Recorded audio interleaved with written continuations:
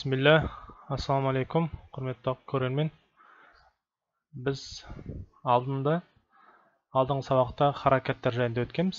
Harakat deganimizni janadan 3 turli harakatning bo'ladigini, sukunning bo'ladigini tanishdik. Endi bugun Xudo xolasa arablar bilan sol harakatlarni baylantirib o'qib ko'ramiz. Bugun hamza, ya'ni alif, ro, za harflarini o'qib ko'rik. Jalpa hamza bo'lak harf, ya alif negiz bo'lak harf. Hijai alifbesi bo'yicha. Xudo xolasa alifga kelamiz. Mattir degan taqirga kelganda alif bilan tanishamiz. Hozirgi hamza deb o'qiy beraylik. O'sa endi hamza bo'lish uchun alifdan ayirmashligi hamzani hamzaning bunday belgisi bo'ladi. To'g'ri, o'sinday belgisini ajratamiz. Alanda tayoqcha ol alif bo'lib beradi. Agarda alifning ustida bo'lsa tayoqcha kelib tursa, onda ol alif emas, ol hamza bo'lib beradi. So'ngdan da mana tayoqchasidan kelgan alif ol hamza deb ataladi.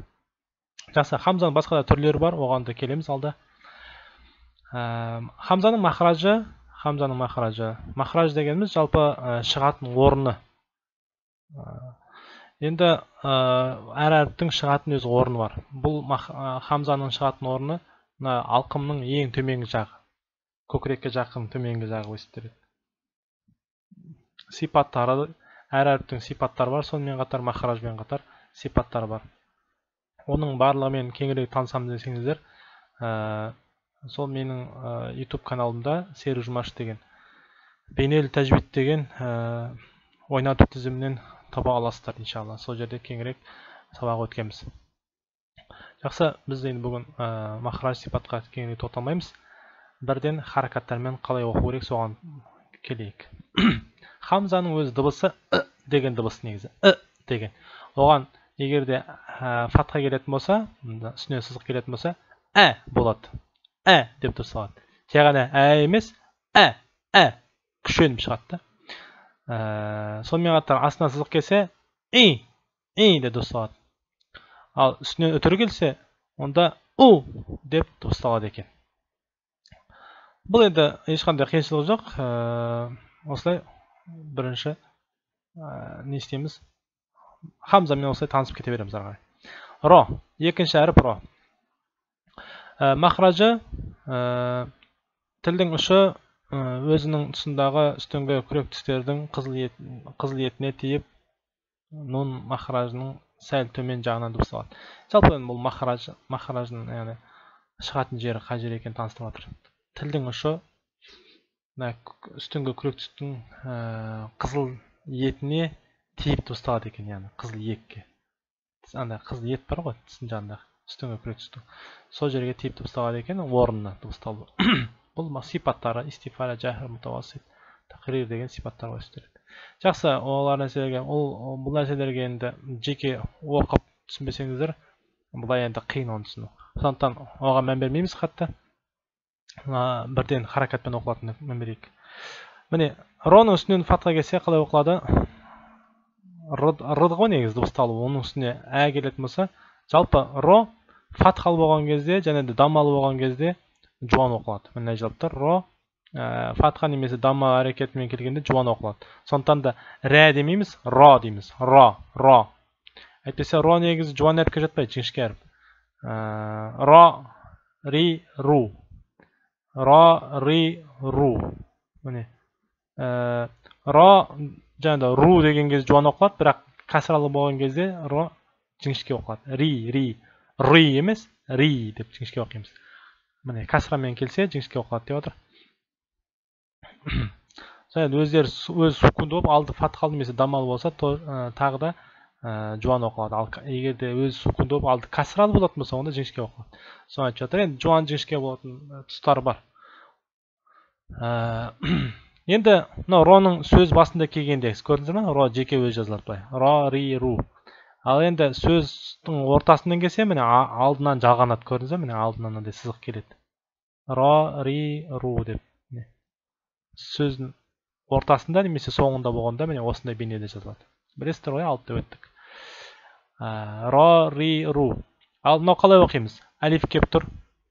Жаңағыдай хамза кеп тұр, үстінде фатхасы бар. Сызығы бар. мынау ро. Сукунды болыпты домалақ. Қалай оқимыз? Р-ның өзін оқимыз. Сонда р. Р болады сонда. Көрдіңіз бе? Р. Мынау көрдіңіз бе? Астына сық келіп тұр ғой. Деп дыбыстаймыз. Мынау ро сукунды болып тұр. Р. Ир. Көрдіңіз бе? Р. Ур. Түсіндіңіз бе? Yani екі әріпті қосып оқып үйреніп жатырмыз біз. Ур деп оқимыз. Бәрекелді. Міне осылай бастай береміз жәләп иншалла. Қатты ешқандай қиыншылығы жоқ. Зәй әріпіне келіп тоқталайық. Махраж сипаттар. Жарайды оны. Зәй з. Біздегі з ғой. Қатты оның ешқандай қиыншылығы жоқ. Енді сөз басында зәй былай жазылады міне. Зә, зи, зу. Көрдіңіз ғой? Яғни бұлар өзінен кейін әріп жалғанбайды бұларға. Сөздің басында келсе де өзінен кейінгі әріпке жалғанбайды. Қоспайды өзінен кейінгі әріпті. Сондықтан осылай жеке дара жазылады. Зә, зи, зу.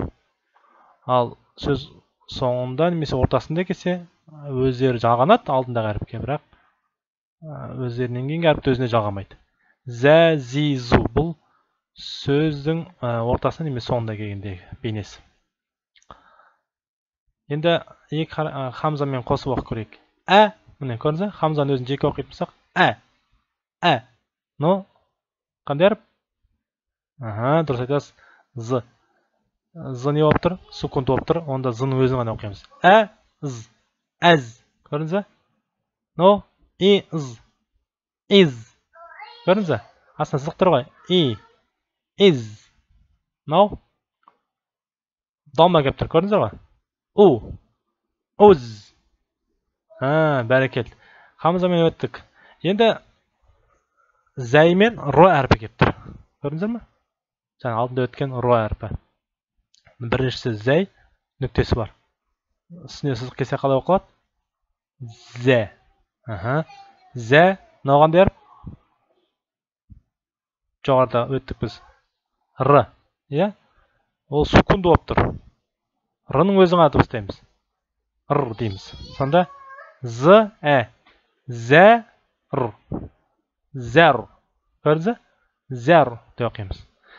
Мынау тағы да з келіп тұр, астына сызық келіп тұр бірақ. Зи. Мынау р. Көрдіңіз бе? Зир деп оқимыз. Мынау з келіп тұр, үстінен бірақ үтір келіп тұр. Көрдіңіз бе? Дома дедік қой. Сол дома келіп тұр. З, у. Зу. Сосын р келіп тұр. Сукунды. Р деп оқимыз. Зур. Бәрекелді. Одан кейін міне уже үш әріпті қосып бір сөз оқуымыз керек. Біріншісі хамза. Көрдіңіз бе? Фатха келіп тұр ғой. З. Мынау зәй әріпі сукунды болып тұр. З-ның өзін оқимыз. З. Әз. Мынау р. Дамма болып тұр. Қалай оқимыз?